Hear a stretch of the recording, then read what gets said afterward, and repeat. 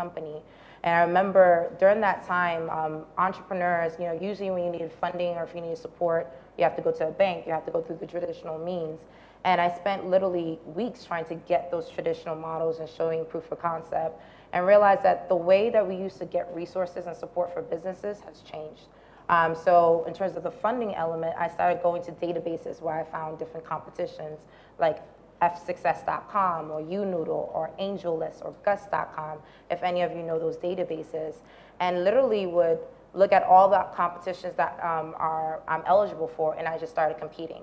Copy and pasting my answers on Word documents and literally started pitching my story to really brand not only what my company does, but branding why our story is relevant. Because a lot of times as entrepreneurs, you're not the only one selling your product or selling your service. So what separates you is not sometimes having the better product, it's branding the story and knowing what is your why. Why should I as an investor invest in you?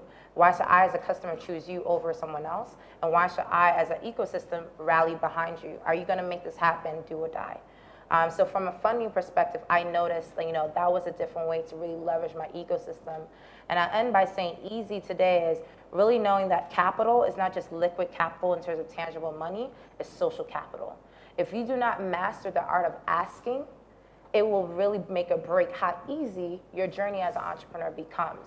So for me, instead of saying that I need $50,000 for marketing, I would look at who has the top newsletters with the top databases in my community. Oh, this person has 10,000 followers, this person has 100,000 followers. And I'll message all of them and say, okay, now I have 10 partners that could blast about my product launch on the same day. That is worth usually like probably 100K in terms of marketing spend on Google. Now I completely transform my ask, and they become partners where I showcase their logos. And that's like a different way where the ease of entrepreneurship in terms of marketing your story has completely transformed. So it's how creative are you in terms of thinking about what's your story, what are your resources, and how do you really tackle your strategy to make the entrepreneurship journey easier for yourself. So I'll end there. Yeah, okay. Good, thank you. And you posed a couple of questions that I want to follow up on, but first let's just do the whole round. Go ahead. So thank you, very nice. I was really fascinated about this topic about easy entrepreneurship, and was thinking, okay, what do I think about when I listen to the word easy? And actually the first word that came up was pain. So that's one thing that entrepreneurs are really good at feeling, that's pain. And that's a good thing, because pain is often a driver of change, and entrepreneurs don't tolerate pain that much. That's why they act on it and try to find a solution. So that was one of the easy things that I think you can feel as an entrepreneur, to be really a driver of change. But also in terms of making entrepreneurship easy for yourself, is having the right people around you. And as you were commenting on mastering the art of asking, ask people, get people on board. That's going to make the whole journey much easier for everyone. Thank you. Lovely, thank you. Shrikant? Good afternoon, and I hope you had a great lunch. See, when I saw this panel, Easy Entrepreneurship, the first thought that popped up across my mind is, it is like asking a mountaineer whether climbing a mountain or Mount Everest is easy for him. Of course it is, because he does not know anything else to do. That is, similarly, for entrepreneurs, entrepreneurship is definitely an easy path, because we don't know anything else to do. Because we can't work under somebody else or share somebody's interests. Of course, when you look at entrepreneurship, there are different execution pains and problems that come on your way, but it is in the purview of an entrepreneur to figure out how to go about it and then climb that final goal. And in my sense, entrepreneurship is neither easy nor hard, but it is like a journey which is so lonely. It's a spiritual journey which is so lonely, because most people do not understand why do we want to do things so differently, work so hard, take huge risks, and put ourselves through a roller coaster. Even today, if you go and ask my father, what do you want Shrikant to do, he would happily smile and let you know, I want him to get a government job and get married to somebody else. And are you married? Not yet. Okay. Luckily, no. Okay. I don't share any energy yet. Okay. Only on my first venture I do. But see, you know the thought of, work, since most of you are entrepreneurs, you know the thought of working for someone else, right, how it is. The thought of working for someone else, let alone for the government, fills me with total revulsion. And that is why I became an entrepreneur. But once I did, I never forgot, I never remember whether it's easy or hard. Because that's what, as Ronnie was saying in the introduction, when the world looks up to me and say, Srikanth, you can't do anything, I look up to the world and say, I can do anything. And this is what I had when I met my first investors who share great interests, when I first met my co-founders who play a crucial role in the success of the company. So one of our successes has been the collaboration and strong board that we never ever fight. And that is what allows us to work in a collaborative sense and work together. But lastly, as far as funding goes, I didn't see any pains because I had a clear conviction and clear vision for the roadmap ahead when I met my first investor, Ravi Manta, who's here, and SP is also here, who has later shared my board. So when I met these guys, and then I was so confident when we went for investment, they peeled my product, they tore my product, they shred my product and tried to see whatever I was talking does make sense or not. So if you're clear in what you're doing, I don't think the word hard or hardness comes into picture. But entrepreneurship is a noble, easy path. Pursue it, live it, and dream it. So I think you brought up an interesting one, and I'm going to go around the table, but in reverse order. But Srikanth, you brought it up. But I think one of the things that faces an entrepreneur when they're sitting on the fence, or when she or he is crossing the fence, or is already there 2 years, 5 years, is why. I mean, what's the reason? Now, for a lot of people, I think I've heard I have a great idea, which I don't think is enough for somebody to become an entrepreneur personally. Because at the end of the day, what if that idea is not so great? Are you going to stop becoming an entrepreneur? And you brought up an interesting point that for you, the very revulsion, as you put it, which is a strong word, but the revulsion of working for somebody else or executing on somebody else's vision was enough of a motivation for you to be an entrepreneur. Then what you did, whether it was in iron and steel or whether it was in technology, was different. So how important is the key reason, not the idea and the product, for you to become an entrepreneur? And just want everyone's view one by one. But I think when it comes to me, I'm such a rebel, no one would employ me, first of all. So I think that is another strong motivation of me becoming my own path and trying to be unique, whether the idea is noble or whatever. But then when I wanted to become an entrepreneur, I was thinking, do I want to create something new or make something, find something which is already there and make it better for the welfare of the people or the communities? So then there is an interesting thought process that went on. And when you look at Indian business sector, Tatas and Birlas are all over the place, even in water and salt. So I was looking, why India is an economy which is built on the cottage industry. In fact, it breeds on the cottage economy. So I thought, there is this huge cottage industry market which is into packaging and paper, which is not structured, which is not into mainstream economy. Become a disruptor, try and change everything, consolidate this entire sector and formalize this and add it to a gross domestic product. I think that was my first inspiration to begin. And over the 4 years, we have aggregated over 100 cottage industries in becoming formalized small companies, getting access to credit, getting them right guidance, right mentoring, right product to manufacture for right people at right quality at right price.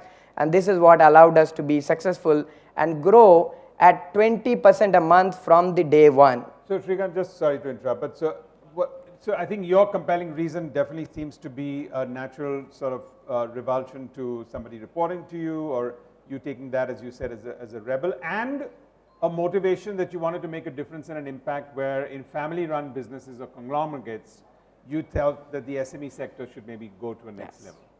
So, Sandra, I think pointedly as to how important is what's the reason I become an entrepreneur and stay an entrepreneur? Well, yes. I share kind of the same motives as Shrikant, because I always want to change everything. I don't really want to follow the rules, and that's just been with me always. But I'm also really, a passionate person, and when I see something that's wrong, I always want to fix it. And when you come across a problem, you can either just accept that's a problem, or you can try to change it. And I've always been there. So my motivation is change. I want to change. But the two of you are always making a sound to everyone here and outside that you need to be a rebel with or without a cause to become a successful entrepreneur, which I think has a decent takeaway. But on the flip side, you're a professor in a university. Yes. So when your students ask you that question, what's your answer? I am a professor at the university, and I teach medical genetics and stem cell biology and heavy stuff. But that's also. But they'll ask you those tough questions occasionally. Yes, but I'm also, one of the reasons why I accepted that position was because I am able to engage with young scientists. Being a young scientist, I'm not even 30 yet, to motivate them and inspire them to take more of an entrepreneurial mindset with them into their work. Not just to do science research and bury their knowledge in PDF files, but if they have the motivation to change, to take the knowledge further and bring it to people. And that's also one of the causes of being a professor. I get the possibility to be a role model, female role model within the university. Right. And that's really precious to me. Okay. Christina, you come in from a developed economy of a different scale. And I know you're in many countries, but primarily this is the US that you is that where your key market is, or? Nope. Nope? No, okay. So I guess a little background, I was born in New York, I was raised in Haiti, but I live in Dubai. But I travel to close to 30 countries a year. Okay. And so in terms of the question as to, what's the reason? My reason, I have a rebel mindset, but that's not the underlying cause as to why I'm an entrepreneur. My path to entrepreneurship was primarily tied to identity. Sometimes I feel entrepreneurs have a calling to do something where you already see all the barriers, but you see the end tunnel where it's just either you help me make this happen or you're gonna watch me make it happen. And I think that's something powerful where there's a lot of entrepreneurs in this ecosystem that you've seen that, no matter what obstacles come their way, you just see they're just breaking down barriers until it's happening.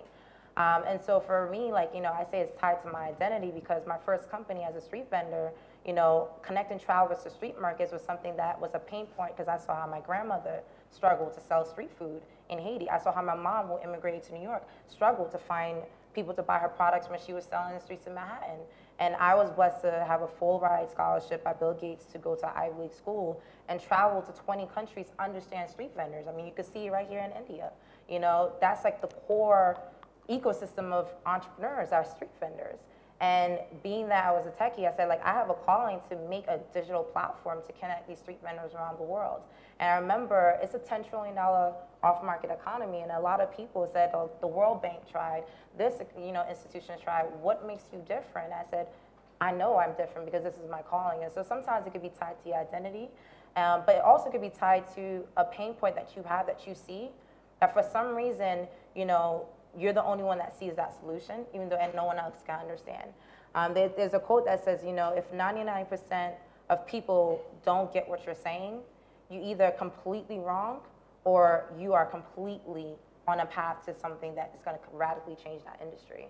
And that's very true in many ways. When you see people like Bill Gates and you see people like Mark Zuckerberg, they didn't make sense. I mean, Uber didn't make sense when it kicked off. Airbnb couldn't even get funding for its concept because who want to rent out their homes to strangers, right? So for me, I think it's not just also having a rebel mindset, but tying it to patterns in your life, because I think sometimes we don't listen to the patterns that we have growing up and seeing where that comes into fruition in entrepreneurship. So I think the good news here, especially since we've got women empowerment as a key topic in the conference, is there isn't much difference between the male view and the female view. So I think that's a strong takeaway. I think everyone should be very clear about the fact that actually, and I'm trying to differentiate that because I've been looking and listening to a couple of topics in this conference, and even a lot of what was said yesterday at the main session. And I think sometimes we over dramatize the gap that may or may not actually be there, and I don't see that. Maybe I'm just being natural about what I look at, and I think the views that you all have expressed, it's not like a woman's view as to what's the reason for being an entrepreneur needs to be one from that. So I just want to sort of park that thought with everyone. And I want to sort of weigh in that as everyone looks at their own entrepreneurial journey, whether they're 10 years into it, 20 years into it, 2 years into it, or day minus 0 on it, it's not a journey. It is a journey and it's not an outing. And therefore, you have to stay the course because you can't possibly time success. You definitely can't time failure and you can't time success.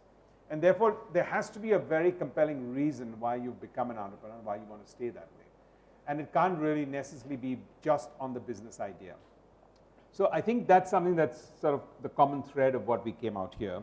But to both of you all, Sandra and Christine, I wanted to sort of understand, because I know in the Indian ecosystem, and Srikanth kind of avert to that, is that normally entrepreneurship with family businesses gets a sort of a very mixed thread to the entire thought. Meaning, here we believe we are an entrepreneurial country, but a lot of that is originated from family businesses.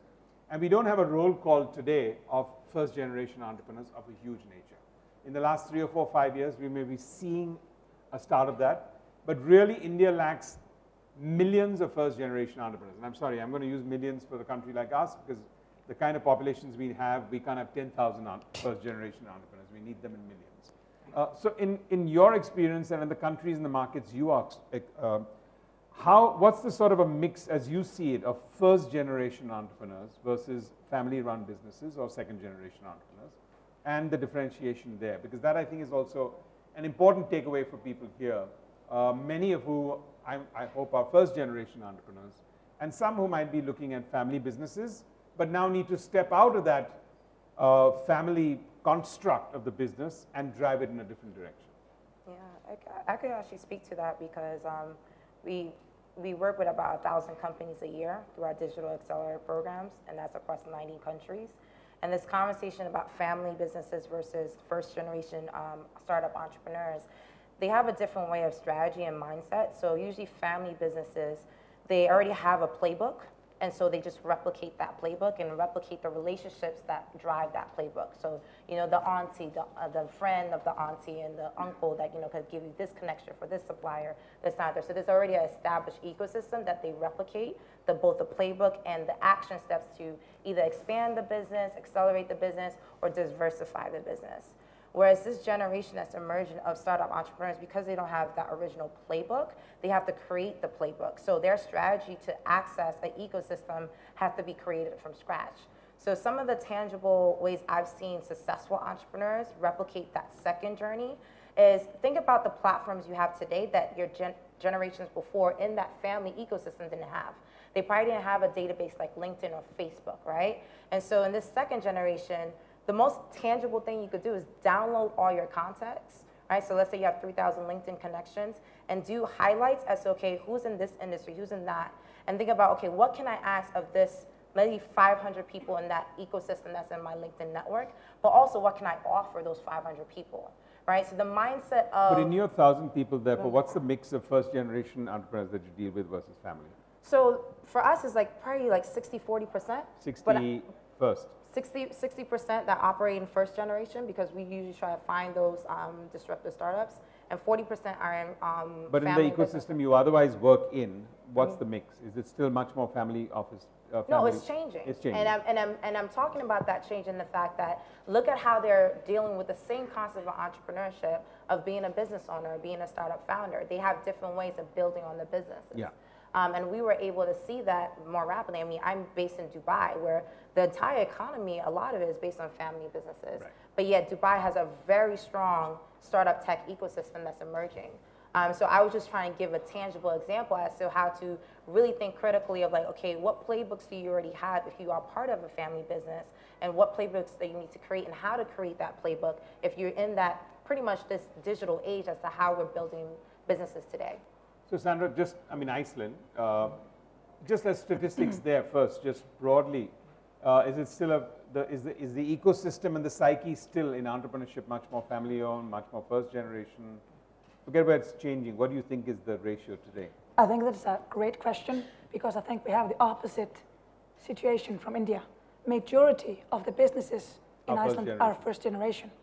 And I think that has it's been very crucial to help build up the startup ecosystem in Iceland, to have the first generation entrepreneurs, people that go and find their own businesses, not because of their family, but because of their own aspirations. And we are now having like second generation entrepreneurs, so we have more seasoned. And this has especially been happening in the past 10 years. Because 10 years ago, we had a And you think that's a good thing? Or I think it's a you really think good actually thing. the success ratio of family businesses, because it's institutionalized, is higher versus first generation has its own share of challenges and failures. Yeah. So what according to you is good for a country? Of course, a mix, but I think But tilting towards first generation First entrepreneurs. Okay. I think that's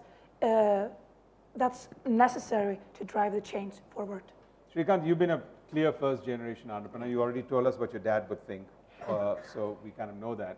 What's your view on India? Because I still have a huge problem and a challenge in an ecosystem, even in the media in that sense, and we need to evangelize first generation entrepreneurs in this country. So what's your view on that? See, first of all, managing a family, I don't know how someone managing a family business can be called as an entrepreneur, because he has not created that venture. On all venture. your comments, I can see. He has not created that ventures, but you can technically call he's a hired CEO, whether it's for free or for pay, managing it Or a to hired carry. son-in-law, if not a CEO. So I think India needs first generation entrepreneurs more because, as you rightly said, Ronnie, we are a country of massive people. So to bring new thoughts, new innovation, new dimension to how workers are being treated, workers should be treated, what products need to be introduced.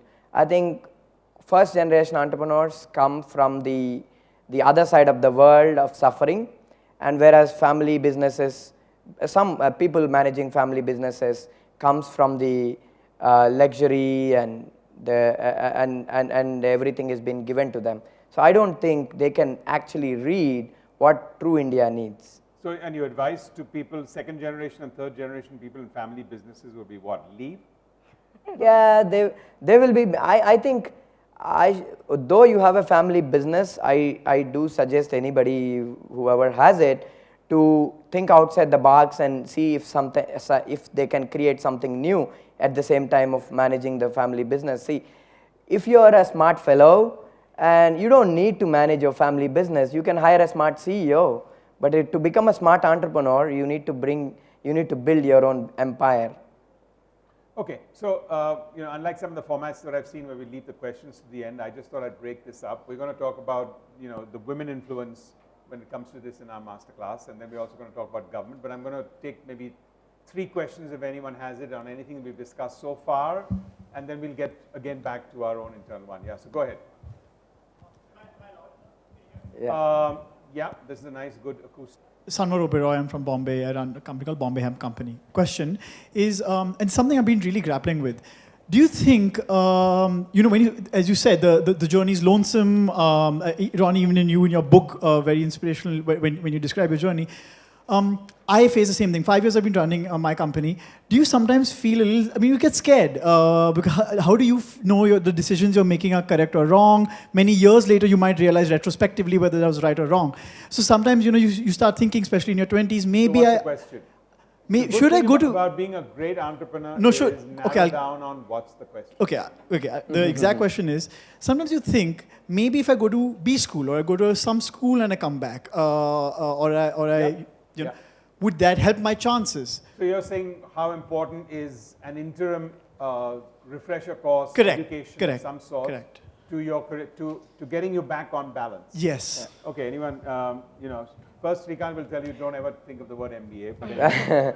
No, see, your decision making has nothing to do with your MBA degree or MBA school. I'm telling you, a street vendor who is selling pani puri can make better decisions than a Harvard graduate. Thank you. I agree with that. So I agree with that. See, and they are most successful people today, and the reason, see, what MBA teaches you is basically what had already happened in the history, whether kicking Steve Jobs from Apple, was it right or wrong? You evaluate the case. But that is not what you deal with your business in your day-to-day life. You have something else to do, maybe what actions to take if the labor is coming late or whatever, what technology to use to enhance your production. I think the degree has nothing to do with what you do in your life, but let me tell you, exposure is what matters at the end of what you do. See, let me give you a small example if Ronnie permits. See, a woman or a man working in the quarry from morning to evening, beating stones by hand all day, is definitely working harder than any of us in this room, right? But he or she cannot build something meaningful for them. The reason is they only know to work hard. They don't have exposure. Without exposure, all your hard work and talent won't take you beyond breaking stones. So having right exposure at the right time to do right business is the most important success for any entrepreneur. That's great, Srikanth. Chandra, that's really nice. And I think you've kind of succinctly put it in a very, very strong manner. But there is a balance to that, and maybe I'll come to that. But let's, as you can see, everyone has a very strong view on this. Thank you. Because you were asking about when do I know when I'm making the right decision or wrong decision.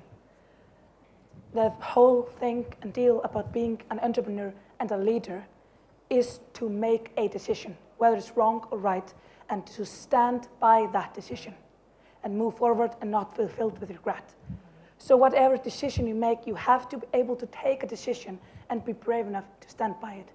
And that's when I make, the cut. And so you're leaning on the fact that no, it's not needed. To his correct question, should I take 2 years off and do an MBA? Or, well, not maybe MBA, just anything. Could be a big data course, could be anything. Yes, no. I mean, as a professor, yes, no. It all depends on what you're going to use it for. Don't just take an MBA for an MBA. If you're going to take an MBA to really do something with it, then yes. If you don't know and you just want to remain in school, don't do it. Yeah, and I want to echo some of the comments about the difference as to whether you know to get that education courses versus just going to the experience. I think the question becomes education nowadays is not just because you're trying to get the skill sets and information, it's so you can have the network. That's why, there are millions of schools around the world, but why do we go to the same 20 institutions? It's because the power of the network, right? So if you could have access to that network without going to institutions, then what becomes the education factor that you're seeking? And so nowadays we see that, instead of trying to learn about the past, like you said in the case study examples, we need to learn about what's happening in the future. I spent time at NASA and learned about artificial intelligence, data. These are things whether you're involved in it, not just knowing, okay, the next 10 years, everything's going to be automated. So what I'm spending right now for an employee base might radically change, and what am I going to do to prepare for that? So it's a matter of understanding that institutions now are more for the network effect, and how do I can replicate that network effect in other places. But from the education element, not focusing on the past, because yes, it's good to learn from previous examples, but how do you prepare yourself for the future? And that's why online learning courses like MOOCs are there and to tell you sometimes these are the top 3 things that you should be aware of. And usually the top skills for an entrepreneur is project management, because you're making a lot of micro decisions at many different touch points. Digital marketing, because if you don't know how to market yourself, it doesn't matter what you're doing, to his point. You'll never make that break that you need to really compete your competitors. And second is really data management, because how you use intellect, how you internalize information and make decision on that data with all the inputs that are coming in, that will make or break your success as well.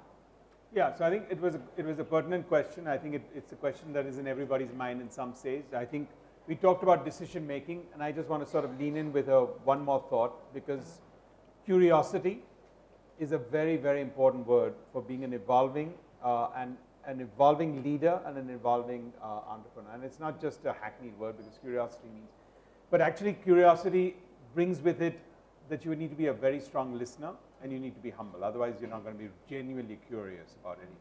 So you're not going to learn. So learning has various compartments, and as exposure is one way of learning, the ability to decision make, overall curiosity, and then it's up to you as to how you look at that. And the basic premise of my next 10 years of what I want to commit when we're doing upgrad is pretty much that knowledge and learning is not stopped now anymore when you graduate. It's a process that every 3 years you're going to have to upgrade. Now, whether you do it online or whether you do it on campus or whether you do it in any structured manner, You can't compromise what you're feeling a need, but you're articulating it in the linear world. And I would just say to everyone that need will exist, but you'll have to find your own solution and not always go back to